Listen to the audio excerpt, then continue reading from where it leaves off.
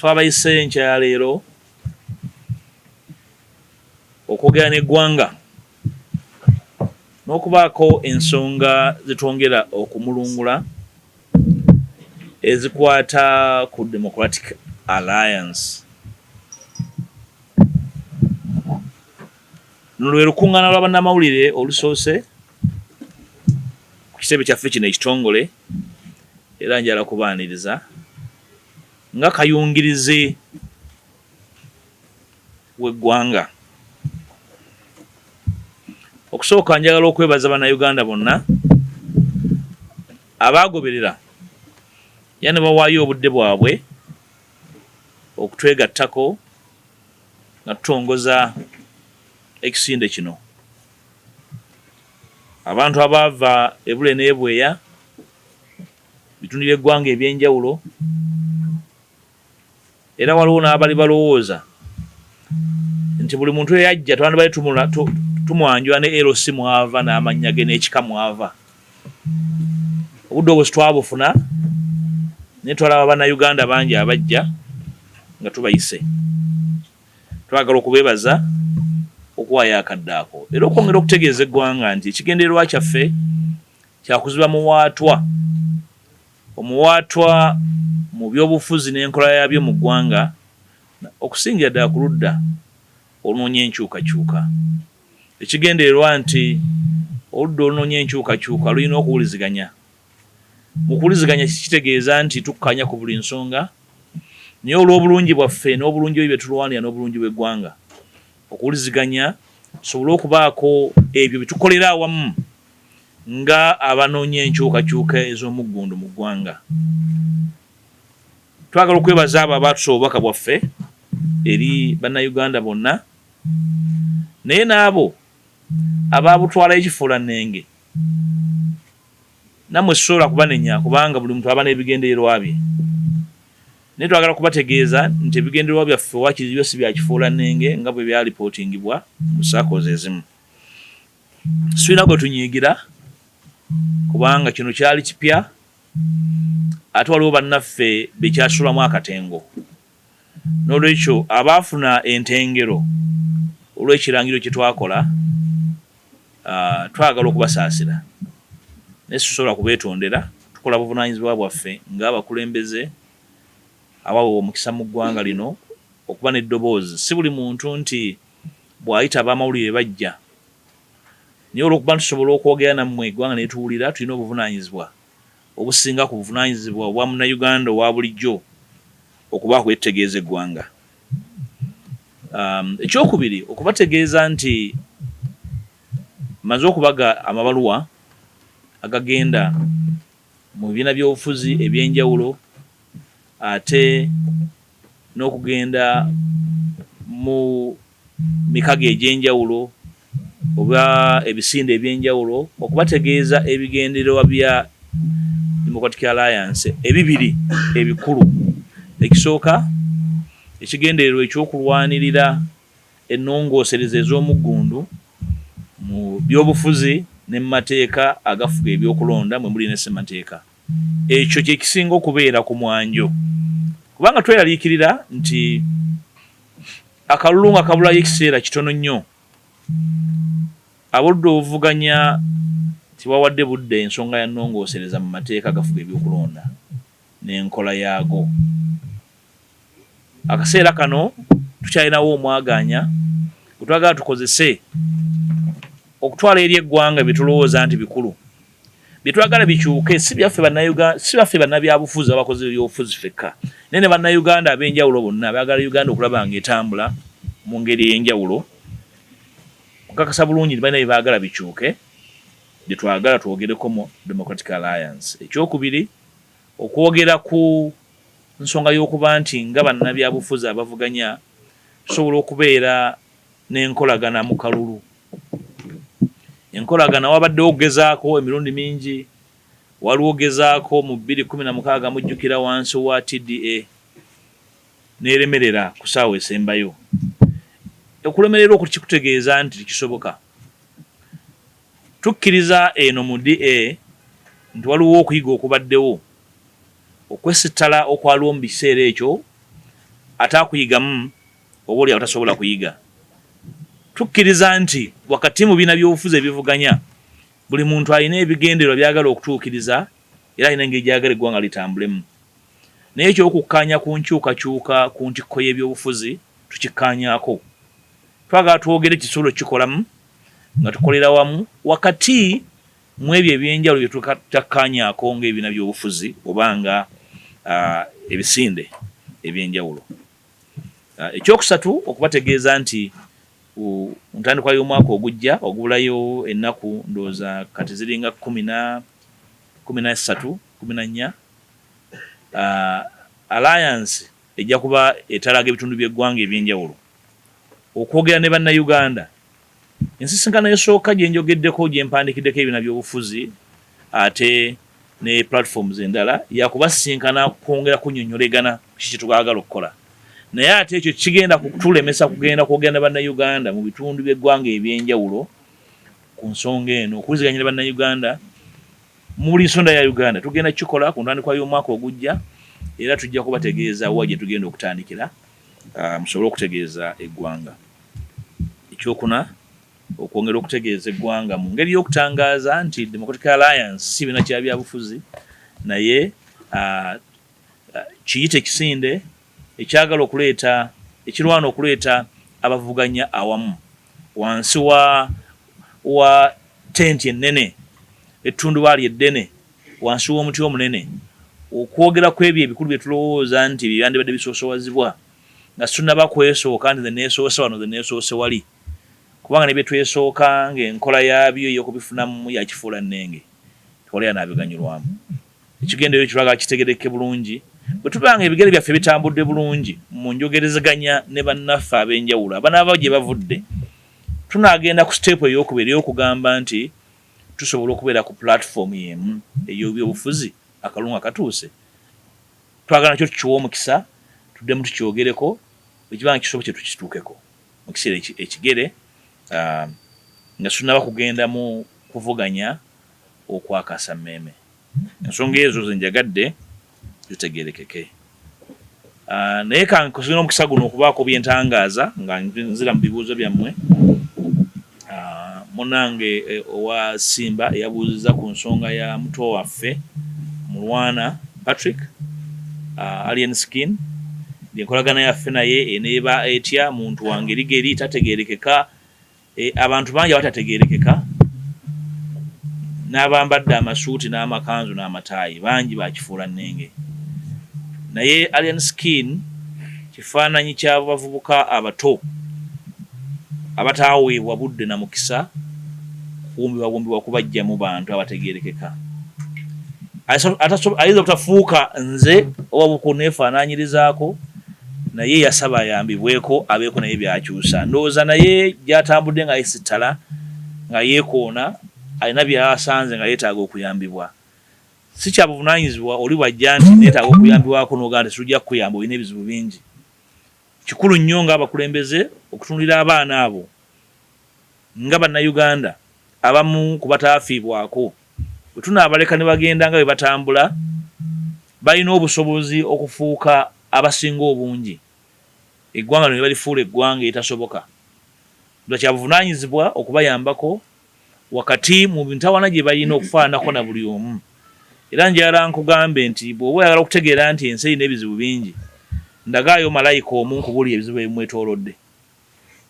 N'olwekyo kikulu nnyo omuntu yenna bw'agamba nti bannange neetaaga okuyambibwa aweebwa obudde asobole kubanga Alien Skin bw'omugoberera ne gy'abeera ne by'akola olabira ddala nga ebigendererwa bye birungi naye nga tamanyi kyakukola. Akati ndowooza si kya makulu si kya buvunaanyizibwa okugamba nti mumuleke abo ensi yabavaako yabata. Tebalinayo nsi yaabwe nti naffe tulina eyaffe gye tusibira ettaayi. Kitundu kya bannayuganda bawa omusolo beetaaga okuyambibwa babeera ate bannayuganda basingako nga bwe tubalaba.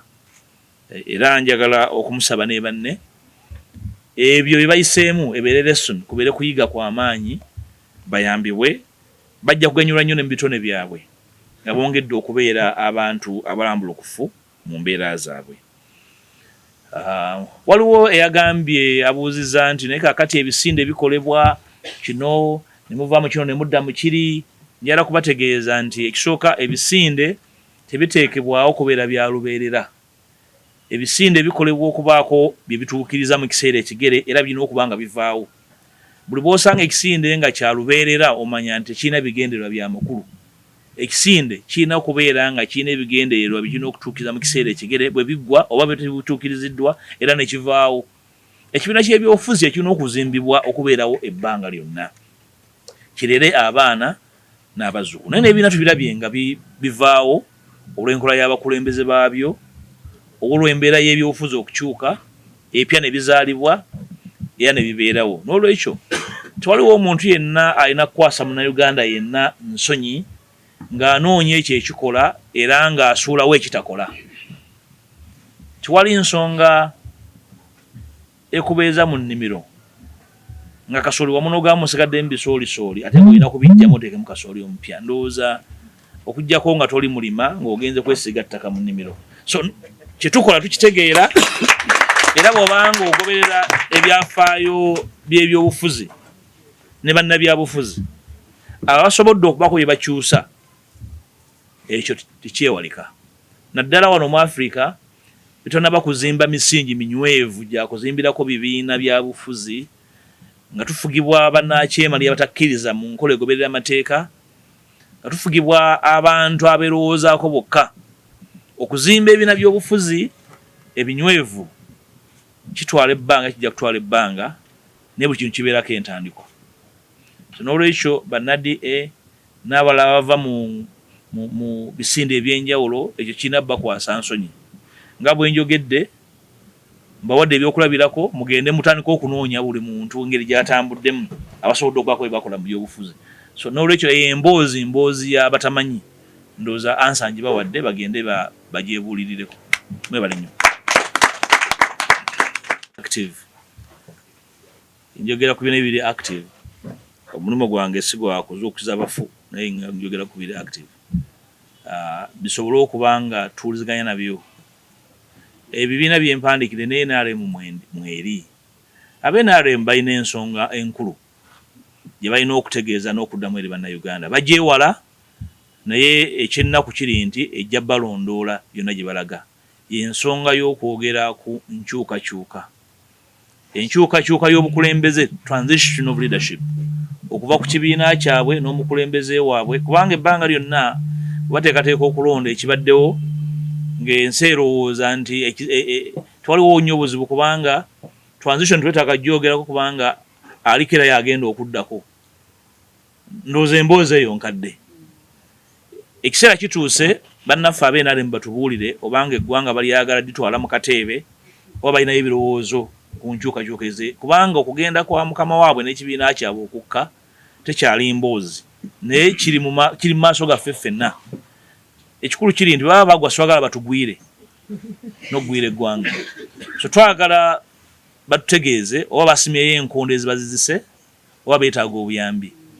Ekyokubiri, twagala n'okwogera nabo mu ngeri y'enkyukakyuka y'obukulembeze. Abamu ku bo batambulira mu kutya olw'ebikolobero, obunyazi, okutyobola eddembe ly'obuntu.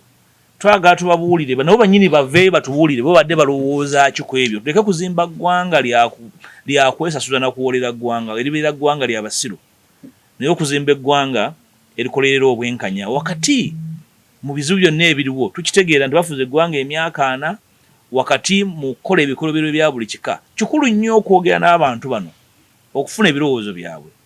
Kibayamba naffe kituyamba nga abagala enkyukakyuka okumanya engeri y'okukwataganamu n'abantu bano abali mu busoberwa. Sirina kubuusabuusa aba-NRM bali mu busoberwa.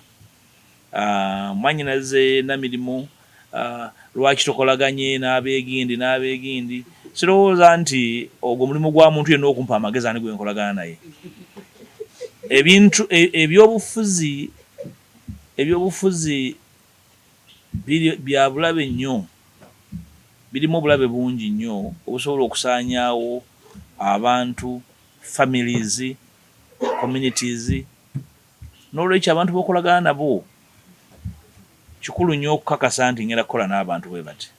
Nze muntu asobola okukola n'omuntu yenna kasita tuba nga tukkaanyiza ku principles. Omuntu atalina principles muvuzi bw'okukolagana naye.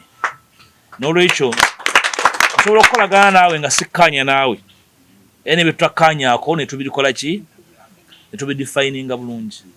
Naye omuntu binda kyalakya aba muzibu okukolagana naye. Omuntu ali awo alinganga amiba oba amiba Luganda amiba teriiyo ndowooza. Omuntu muzibu nnyo okukola naye omuntu atategeerekeka. Tomanya ddi lwatambuza amagulu, tomanyi ddi lwatambuza mutwe, tosobola kumanya ddi lwakolagana naye. So n'olwekyo enkolagana yange n'abantu ngimanyi era nkoze n'abantu ebbanga limaze mu byobufuzi abazibu ennyo, naye mmanyi engeri y'okukolagana n'abantu si kizibu. Ate nsobola mangu nnyo n'okwetowaliza abantu kasitamba nga mbategedde nti kyebaliko bakiriko naye tebali mutumalira budde.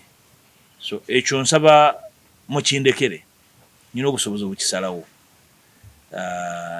Ekyenjasire nnyingi sirowooza nti bannayuganda balemererwa nnyo okusalawo. Bannayuganda tebalemererwanga okusalawo kye baagala. Ne bwe musimba olukoloddoli oluva wano ne Nankulabye basalawo kye baagala. Ndowooza ekyo nakyo tukibalekere naye tubabuulire tuwe buwi omukisa okulondawo mu ebyo bye twogera ne bye twagala okukolako. Kijja kubawa omukisa okusalawo. Kyemanyi bannayuganda nti bantu balungi nnyo, buli muntu bamuwa omukisa. Bagukuwa n'otagukozesa oba n'ogukozesa bubi bamanyi okugaba ebibonerezo. So n'olwekyo ekyo tukibalekere, bajja kusalawo. Era sirowooza nti ne platforms nnyingi nnyo, nazo si nnyingi, zimala bumazi. Ebyobufuzi bikolebwa nti buli muntu bw'ateekawo ekibiina bannayuganda beerabamu. The big mirror theory. Si muntu omu kwerabamu nti nze ng'akyogerako mu first person singular. I. Olulimi olwaffe luli we. We are the people, we are the citizens, we are the nation. Ekyo kyekigendererwa ekikulu. Buli muntu njagala akirabe bw'atyo. Kyobola abasizze wano okulangirira nti bannange ngenda mu Nnyindo Mukungwe okutaasa akafo kange nno. Ekyo si ye major. Abantu ba Nnyindo Mukungwe bagezi obwenkanidde awo. Bwaba basazeewo ga tugenda kulonda gundi bamulonda ate beebuuza ku muntu yenna basalawo bye basalawo. So ekyo sisobola kummalira buko budde nti ye preoccupation. No. My brother asking about the reforms in Parliament and my intentions. Yes, I wrote to the Speaker as the rules prescribe. It's the job of the Speaker as the manager of the order papers to schedule me. Even if the Speaker has not scheduled me, it does not preclude me from reaching out to the general public, because these are not matters in a persona. These are matters in which the general public must input. I would have desired initially that I engage the public after getting leave. But since leave is not coming immediately, I am going to do vice versa.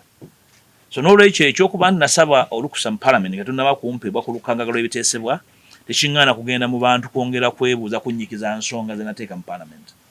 So kyandibadde kikolebwa ku ntandikwa naye kiba tekiriiwo n'ensalo ne ŋŋamba nedda kangende neebuuze ku bantu, ekyo kijja kunsanga.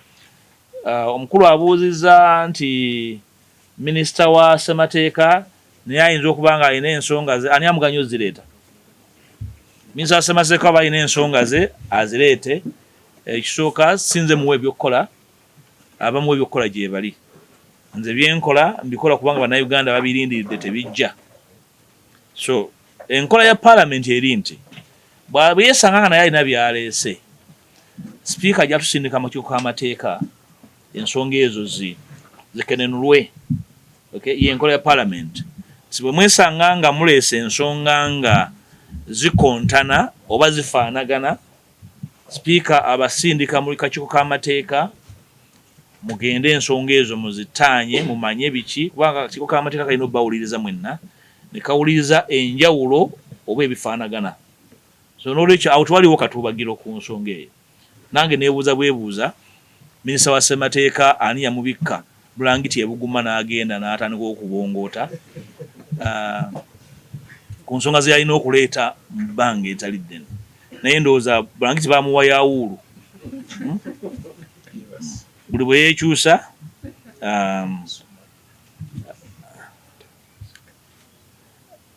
so ekyo kike nze nkola buvunaanyizibwa bwange ne bannange eri bannayuganda naye bw'anaaba azze tujja kumwaniza. Mwami Fred Mulengesa National Coordinator wa Mutengesa National Coordinator wa CP.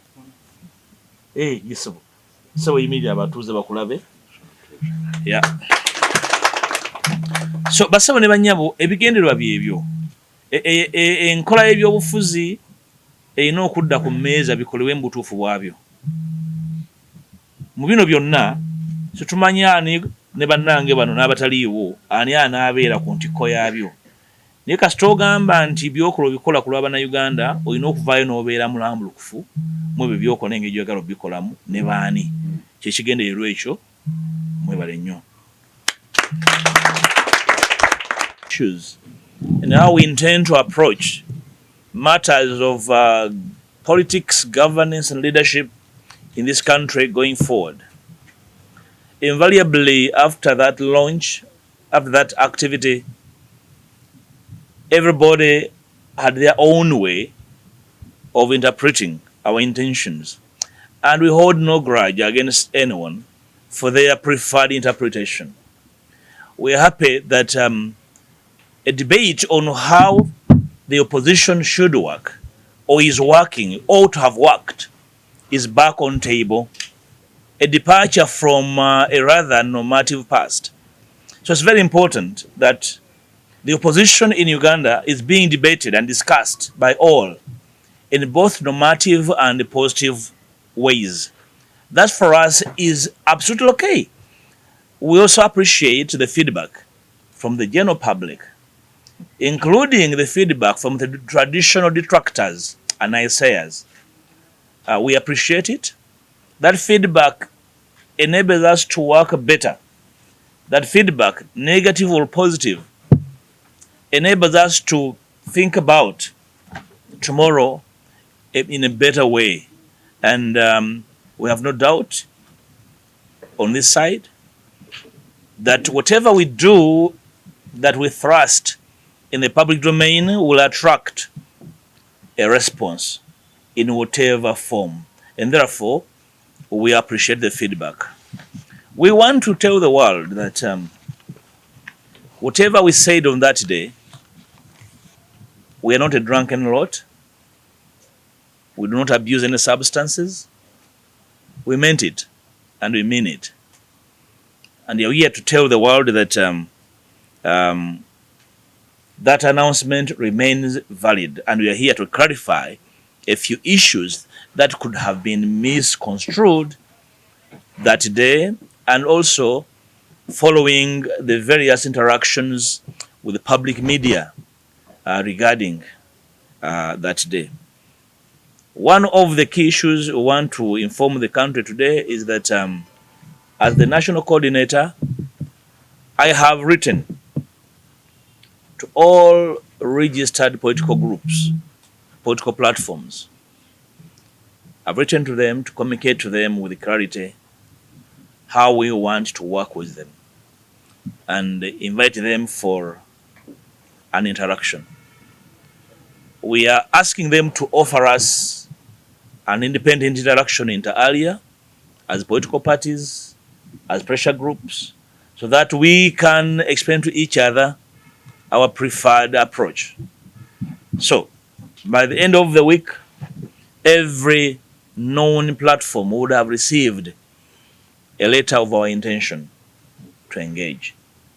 And when they invite us for that engagement, we shall inform you as to the outcomes of that engagement. So we have done that communication, and I have signed it off as the national coordinator. Thirdly, at the turn of the year, we intend to go on the road to the entire country. We shall reach the every length and breadth of this country to speak to the people on two issues that are germane to our public engagement. One, the issue of political and electoral reforms that we believe is a matter that has been wrongly or poorly handled by both the group in power and the political opposition. We want to engage the public. We want the public to be part of this conversation because we have hardly a year before we can begin thinking about the next polls. And we don't want to go to the polls in the same shape we have been into over the last 2-3 electoral cycles. So we want the general public that so much desires to see something better and different to be involved. So we shall communicate to you our voted program in terms of time, date, and space or place at the turn of the year as part of the DA outreach activities. This we shall do, and we shall inform you in the coming days. Fourth, to clarify, once again, in the excitement of the launch, there could have been sections of the public that probably never understood with the utmost clarity, what the DA is about. I have had people, including well-schooled media practitioners, congratulating me for launching a political party. And I thought it is a forgivable misconstruction. And I'm here to clarify, namely, that we did not launch a political party, but we launched a civic platform, a non-partisan and all-inclusive civic platform to engage in two major issues which I talked about. Probably they were never picked because when you speak with a raised voice, easily you can be misinterpreted. The DA is never meant to be a permanent issue platform.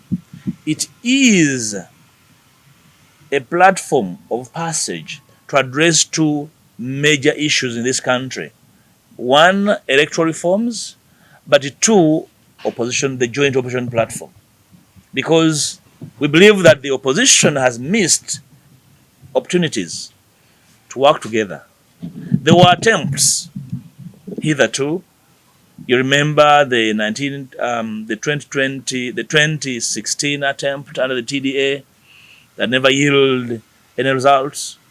Of course, some of us were active, fully remember and recollect the circumstances under which the TDA was undermined and failed to deliver the results anticipated. But we also know that since then, the opposition variously has been licking swoons for the missed opportunity. Because nobody is stepping up to summon, to reach out, to roll out a carpet for all and sundry in the opposition, we are stepping forward.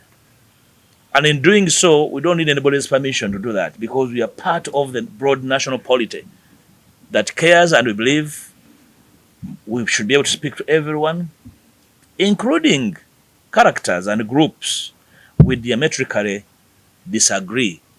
But for the sake of giving our people and our country an opportunity to transition, we will speak to them to find a way of agreeing on a workable framework, which is why we said that the DA is transitory. Eventually, the DA and the actors, the initial actors in the DA, will want to transform into an electoral platform. That electoral platform will not be the DA. The DA is a civic platform. What the actors will finally make is a matter they will communicate. When they eventually roll out a political platform, they will communicate it. But in the circumstances, we have agreed to begin with a civic platform. This platform will engage everyone. We will be able to speak to everyone. And I believe the conversation out of this DA must end up on the floor of Parliament, where finally any issues regarding political and electoral reforms will be discussed. And in my space and capacity, I will rally colleagues in Parliament, and we have these issues on the floor. These issues will not be finalized until the Parliament of the Republic has had a conversation and a final say on them. If Parliament fails to offer leadership on reforms, then the people will know what to do. What they will do is not my preserve. Probably it will be an outcome of the nature of a consultative outreach we intend to undertake. I appreciate you. Thank you very much. Public structured to mean parties and civic groups should be part of the conversation offered by the DA. That is the purpose. Because that platform is being offered by no one. So we cannot say because everybody's doing nothing, we also become part of the nothing doing. No, we are simply saying that for lack of any initiative from anybody, from anyone, bring the opposition to a conversation, we are offering that big tent. Call the DA the big tent, sir, and that big tent has constituent members, okay? And we're saying those constituent members have a legitimate right and civic duty to eventually evolve into a political platform. That will be their choice when the call is theirs, not mine, as the coordinator. But I'm very sure that they are alive to the timetable, the political timetable within which that should be done. And aware of that, it will be foolhardy for them to say it will be forever. There must be a timeline within which any platform elected to do anything will mobilize and offer a platform to sponsor candidates. There's a time frame. So it cannot be beyond the program and the rollout program offered by the Electoral Commission. The limits are well canvassed, sir. Then my brother is talking about there's so many platforms. Yes, there can even be 1 million platforms. You give me one example of a political figure in Uganda, then I'll tell you how many platforms they have been part of. Just pick one. Then I'll list for you. Can I begin with General Museveni? You want to, from him? Where he began from NASA, Chikosi Maroon, Military Commission, BP, UPC, UPM, NRMO. I don't know where he is now. Who else? Who else do you want me to enlist? Kyagulanyi. Kyagulanyi is a novice. He's just come. Give me a veteran of these actions. Well, he's here, I can speak, but I'll give you my old friend, Dr. Besigye. UPM, NRM, Reform Agenda, FDC, PAFO, TPF, PFF, are you alive? FOC with me, Fogisi with me, TPF with him and him, IPC, TDA, are you awake? So that narrative is actually, but I appreciate you journalists because you're questioning from what you pick from the public. The intention is to drill well-intentioned public actors from finding a mechanism that works. So why would you carry on what doesn't work? If it doesn't work, drop it. Rethink. Think anew. That's the intention until you get it right. We are on the playing field and we are trying out possible formations, permutations, and triangulations. When we get it right, we'll be right there. And shall stop at no time in trying to pick something that works. Okay? So, I'll tell you, I mean, you talked about Strubi. Strubi was a pressure group. It rolled out to get people elected. 90% were elected. That worked. Pressure groups and platforms are never meant to be permanent. Okay? They're supposed to serve a purpose. When that purpose is served, they must be extinguished. When the purpose fails too, they must be extinguished and something be rethought. For you to stick on doing something that doesn't work and stick on it, you do not know what you're doing. That partly answer you. I don't want to answer you fully, but I partly answered. Thank you. Then my brother from Delta TV, you belong to an old party. Do you want to announce for me my departure from the old party? I think I can speak. You all agree? And when I want to speak on something, I speak about it. Today, I came to speak about the DA. The day I elect to talk about NUP, I'll speak about NUP. I don't think I should invest time speaking about that. I know NUP as leaders, they can do what they want, but I'm not an enslaved member of NUP. So that shouldn't be a problem. Part of your question was what you asked about these platforms. These platforms are good because at the end of the day, you are able to lure enclaved actors. There are people who become slaves of their platforms. And when you erect a fresh platform is a form of rescue to groups and individuals that want to think and act differently. And for me, I respect it. The nature of African politics is such that you must be thinking every day on what works. African political platforms have not fully formed to the level that they can have an orientation that is ideologically permanent. Okay? Even if some of us have been in pursuit of permanent ways of managing public affairs, but we haven't been able to summon and rally the kind of activity, the kind of pressure. We have not been able to summon the kind of numbers that we need for us to be able to tip the balance of power. But we know at the end of the day, entirely, this is all power play. Okay? And make no mistake, we fully understand the power play in this country. And our intentions is to rally everybody who is able to add something on this quest for the balance of power to tilt in the favor of common good. We are not permanent actors. You know, we are acting in this space because we occupy this space for common good. Yes, Simba. Thank you. One of the major events of the big announcement. Concern, because I know it's not a personal concern. You're a public voice, which I fully appreciate. Mr. Mruana, aka Alien Skin, is a public pariah. We all know him. I know him. He is a victim. He's not a culprit. Him and others are victims of neglect. Okay? These are young people, extremely gifted young people that have been neglected. And because of that neglect, they choose to be what they are. And when he reached out, he said, I want to be a better citizen. Can you help us be better citizens? And we said, yes, we can.